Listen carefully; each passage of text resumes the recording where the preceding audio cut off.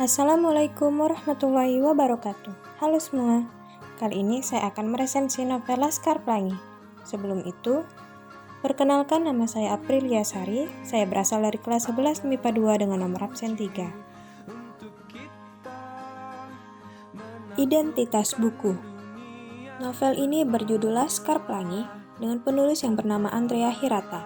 Penerbit Bentang Pustaka dengan ketebalan buku 529 halaman.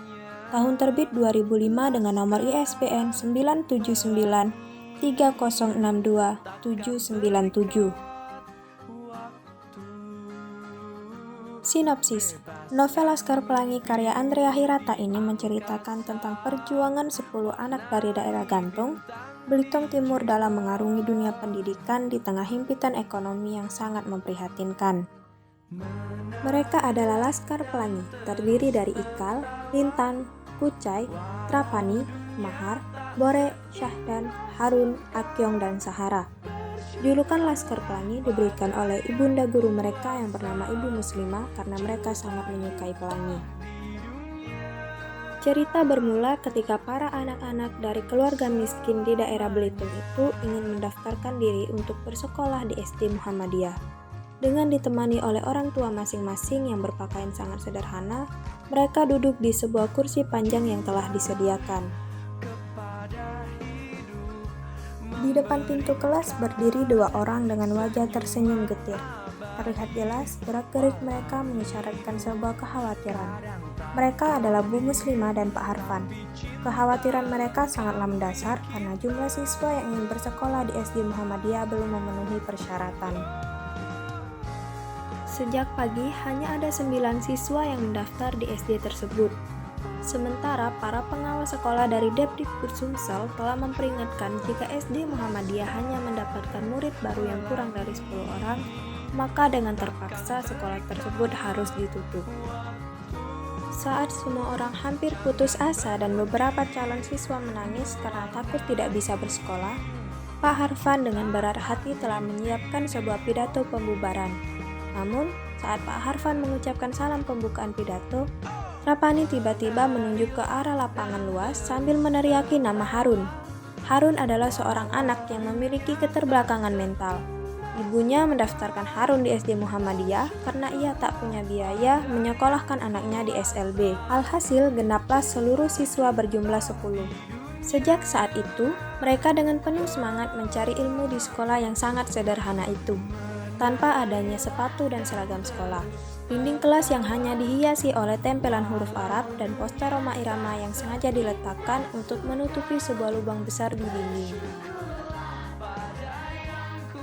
Tak hanya itu, jika hujan tiba maka kelas akan basah karena atap sekolah yang bocor, kelas yang berlantaikan tanah, dan jika malam tiba sekolah tersebut digunakan untuk menyimpan hewan ternak. Namun di balik itu semua berdirilah sosok pahlawan yang menopang semangat begitu besar. Mereka adalah Pak K.A. Harfan Effendi Nur selaku Kepala Sekolah dan Ibu N.A. Muslimah Hapsari Hamid. Keadaan sekolah Muhammadiyah berbanding terbalik dengan sekolah-sekolah PN, yaitu sebuah sekolah yang penuh dengan kemewahan karena pembiayaan didukung oleh PN Timah. PN Timah adalah perusahaan besar yang menjadi kekuatan utama daerah Bangka Belitung. Suatu ketika, SD Muhammadiyah diundang untuk mengikuti Karnaval 17 Agustusan, yang dimana setiap tahunnya karnaval tersebut dimenangkan oleh sekolah PN. Namun kali ini, Pak Harfan memberikan kuasa sepenuhnya pada Mahar untuk merancang ide karnaval. Disinilah keajaiban bermula. Dengan penuh pertimbangan, Mahar akhirnya membentuk sebuah koreografi massal suku Masai dari Afrika. Dengan wajah dan tubuh dipenuhi cat seperti sapi Afrika, ditambah aksesoris mahkota dan sebuah untayan kalung, mereka menampilkan tarian yang eksentrik. Namun siapa sangka kalung itulah yang menjadi sentral ide dari Mahar. Kalung tersebut mengandung getah buah aren yang mengakibatkan rasa gatal luar biasa sehingga membuat para sapi Afrika tersebut mengeluarkan tarian yang spektakuler. Hal ini menarik perhatian juri hingga mereka dinobatkan sebagai juara karnaval. Selain memenangkan karnaval, SD Muhammadiyah juga berhasil mengalahkan sekolah PN di ajang perlombaan cerdas cermat. Berkat aksi heroik dari Lintang yang dengan cepat menekan tombol bel dan mampu menjawab habis seluruh pertanyaan yang diberikan juri, SD Muhammadiyah berhasil membawa pulang piala kemenangan. Tak berapa lama setelah kemenangan itu, Bu Mus khawatir karena Lintang sudah beberapa hari tak masuk sekolah.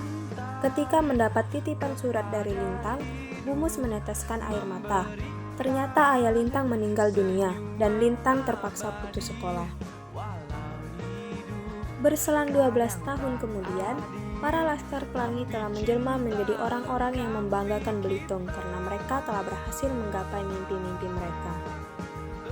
Ikal telah bekerja menjadi tukang pos dan berhasil mendapatkan beasiswa ke Paris, sedangkan Mahar telah sukses menjadi seorang penulis. Kucai telah menggapai mimpinya menjadi anggota dewan. Rapani yang telah berhasil melawan depresinya, Sahara yang telah menikah bersama Akyong dan mereka membuka toko yang bernama Sinar Perkasa. Mereka juga memperkerjakan Samson di toko itu. Syahdan juga telah berhasil menjadi seorang pemimpin divisi teknologi, namun nasib kurang beruntung memihak pada Lintang. Tetapi ia tetap bahagia menjalankan profesinya menjadi seorang supir. Keunggulan buku. Yang pertama, latar cerita digambarkan dengan begitu rapi sehingga mudah tergambar dalam benak pembaca. Yang kedua, memberikan begitu banyak motivasi agar tumbuh rasa semangat belajar dalam keadaan apapun. Kelemahan buku. Banyak menggunakan nama ilmiah dan istilah asing sehingga sedikit sulit untuk dipahami. Nah, bagian menarik pada novel Laskar Pelangi ini menurut saya terdapat pada bab 30 yang dimana berjudul Elvis Has Left the Building. Bab ini menceritakan tentang penderitaan seorang anak jenius dari keluarga melarat dalam Laskar Pelangi yang bernama Lintang. Takdir memaksanya berhenti sekolah dan tubuh mungilnya harus membanting tulang demi menghidupi ke-14 anggota keluarganya. Mimpi besarnya harus ikut terkubur bersama jasad mendiang sang ayah.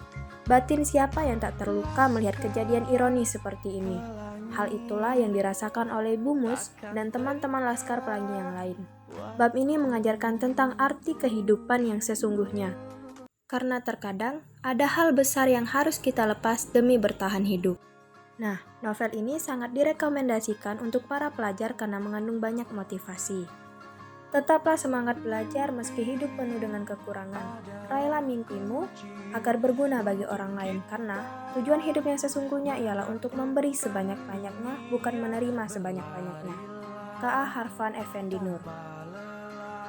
Cukup sekian dari saya, terima kasih. Wassalamualaikum warahmatullahi wabarakatuh.